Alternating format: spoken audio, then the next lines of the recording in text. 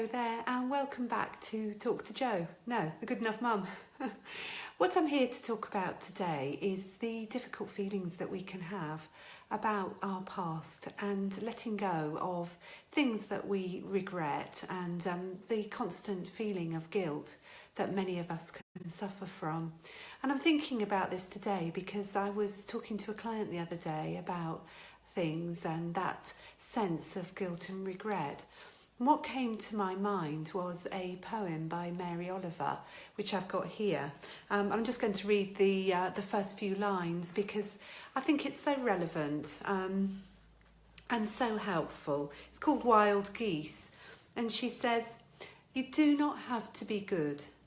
You do not have to walk on your knees for 100 miles through the desert, repenting."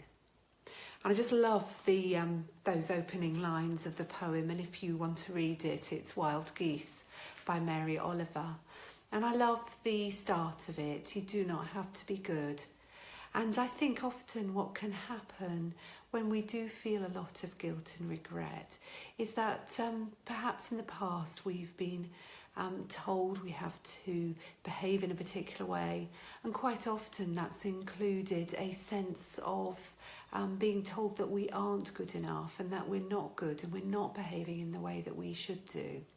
And so we begin to internalise that critic, and it becomes our own inner critic.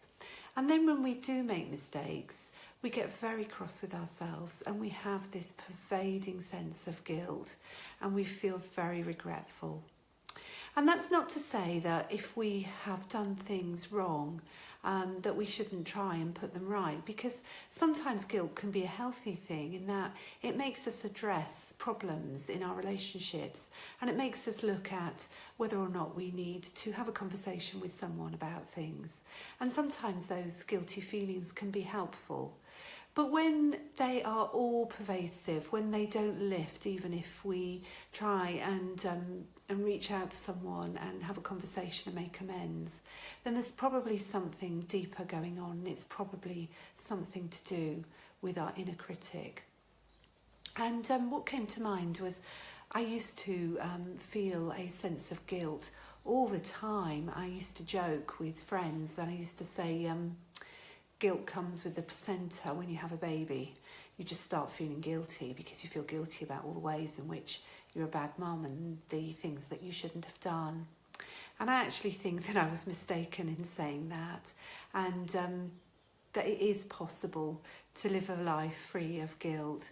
And it's about recognising that when guilt is there, that you're doing something to yourself and you're not taking responsibility for looking after yourself. And again, thinking about this, I'm going to read something that Susan Jeffers has written, and she wrote Feel the Fear and Do It Anyway, and it's a wonderful book, and I've got it here. I'm going to just read the section to you. What I did with this is I actually copied this out and I wrote it up and stuck it up on the wall, and I had it up on the wall for a couple of years, and I used to read it every day.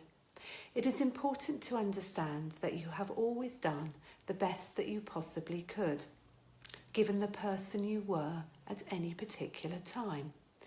Now that you are learning a new way of thinking, you can begin to perceive things differently and possibly change many of your actions." I've got this bit underlined and starred. "There is absolutely no need to be upset with your past, present or future behaviour. It is all simply part of the learning process, the process of moving yourself from pain to power. And it takes time. You must be patient with yourself. There is never any need to be down on yourself. Nothing is your fault. Yes, you cause your unhappiness, but this is no reason to cast blame. You're simply on the path towards greater self-fulfillment, and it is a lengthy process of trial and error."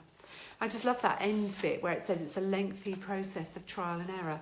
You know, we are just growing all the time. We're learning, and I think a lot of our lives can be about that gaining of wisdom and learning how to live.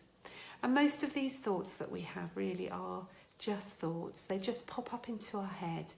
And it's whether or not that we attach any significance to those thoughts. And the problem is, when we've got an inner critic, is we do tend to hold on to those thoughts, and we use whatever happens to prove to ourselves that in actual fact we are as bad as we think we are. But if we were to let go of that belief, when something happens and when we go wrong, we just think, that's a mistake I've made and I'll put it right and I'll learn from that. And there's no need to be cross with ourselves and to punish ourselves with guilt. So I hope that has helped you, and I'm going to be writing my blog about that. If you'd like to find out more, please do contact me. I'm available for counselling and coaching, and you can contact me via the message app on Facebook. You can see my blog at thegoodenoughmum.com/blog, and please do like and share my live feed if you've enjoyed it and you found it helpful. Thanks so much for watching. Bye.